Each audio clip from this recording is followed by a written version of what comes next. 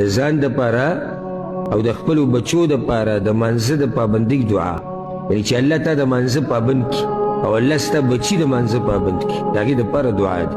ابراهیم علیه السلام ویلي و الله ته رب اجعلني مقیم الصلاة ومن ذریتي، ای ربه زما وګرځوه ما لره پابندي کوونکی د مانځه او زما د بچو نه هم، یعنې یا الله ما له توفیق راکړه چې زه د مانځه پابندي وکړم او زما بچو له هم دا توفیق ورکړه. پیغمبر الله ته دا وایي چې ما د مانځه پابند کړه، یعنې دا مونځ په دې کې ګنجایش د پیغمبرانو سره هم نشته، یعنی پیغمبرانو سره دا گنجایش نشتی چې مونږ پکې پرېږدي. ابراهیم علیه السلام وایي ای ربه زما وګرځوه ما لره پابند د مانځه او بچي زما هم. بله فایده د بچو دپاره خلک دا قسمه دعاګانې غواړي.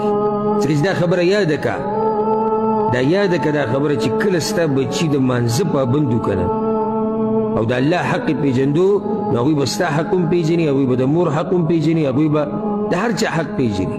ربنا وتقبل دعاء، ای ربه زمونږه او ته قبوله که دعا.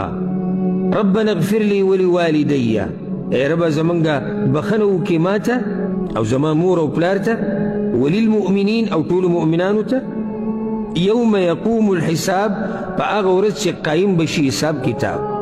نو سوال دا دی چې پاتې څه شو؟ څه پکې پاتې شو؟ څومره ښایسته دعا ده.